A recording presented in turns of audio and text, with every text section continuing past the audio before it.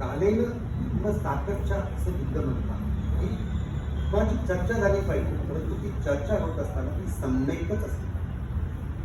आणि म्हणून आपण एकमेकांना म्हणजे आपण जर एखादी गोष्ट बोललो आणि समोरच्या व्यक्तीला जर राग आला, त्याचा अर्थ काय?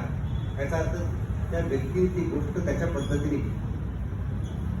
म्हणून कम्युनिकेशन मधलं हे सत्य आहे. कम्युनिकेशन मधलं एक प्रकारची समज आहे ही समाजामध्ये विकसित होणे खूप आवश्यक आहे. त्याच्यातली मॅच्युरिटी जी आहे, परिपक्वता जी आहे, ती जर विकसित झाली तर त्याला भगवान तिथं सम्यक वाचा म्हणतात. ही सम्यक वाचा आपल्या लक्षात.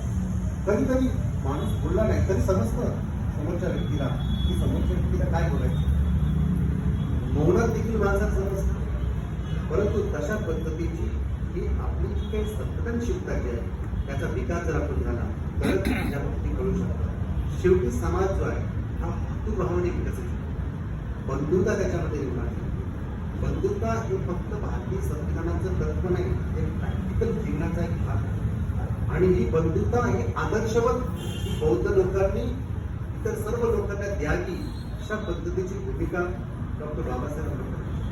समता हे फक्त भारतीय संविधानात नाही, ते आपल्या जीवनाचा एक भाग असतात. ही समता याचा अर्थ काय? सर्व समान आहे. ना कोणी उच्च आहे ना कोणी नीच आहे, ना कोणी खूप श्रीमंत आहे ना खूप गरीब आहे. सर्व समान आहे आणि सर्वच समान आहे. सर्व स्तरावरती समान आहे. तर ही आपली भूमिका किंवा या पद्धतीचे जीवन प्रॅक्टिकली आपल्या जीवनामध्ये असते.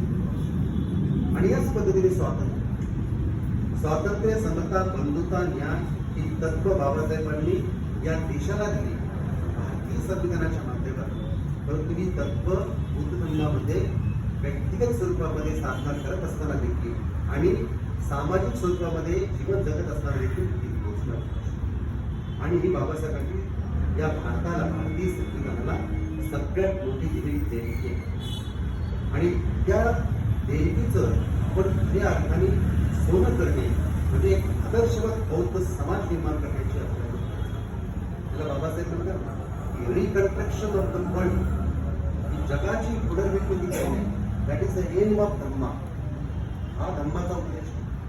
परंतु हे खूप मोठे शब्द झाले, परंतु त्याची जी सुरुवात आहे ती तुम्हाला पाहिजे प्रत्येकापासून. म्हणून छोट्या छोट्या गोष्टी आहेत त्यातून आपण शिकलं पाहिजे. आपल्या कम्युनिकेशन मधून आपण शिकलं पाहिजे, आपल्या आचरणातून आपण शिकलं पाहिजे, आपली समज जी आहे ते समज विकसित करण्यातून शिकलं पाहिजे. आणि आपला ऐकू जो आहे, ऐकू म्हणजे आपण एखादी गोष्ट बोलत असताना आपली जी समज तयार झालेली आहे त्या समज तयार होण्याच्या प्रक्रियेला ऐकू असं तो किती आहे तेही आपण जाणून पाहू शकतो.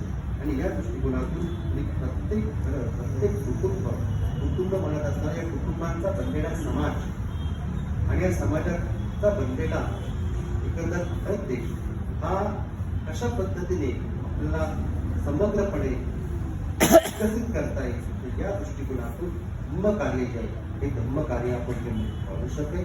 आणि या दृष्टिकोनातून खऱ्या अर्थाने आजची पौर्णिमा आपण साजरी करत असताना याचं जे वैज्ञानिक महत्त्व, याचं जे ऐतिहासिक महत्त्व आणि यानंतर आपण आपला जो भावी दृष्टिकोन जो आहे तो भावी दृष्टिकोन लक्षात घेऊन त्या पद्धतीचं आचरण हे आपल्या जीवनामध्ये करणे खूप आवश्यक. तर या चैत्र पौर्णिमेच्या मी सर्वांना हार्दिक शुभेच्छा देतो.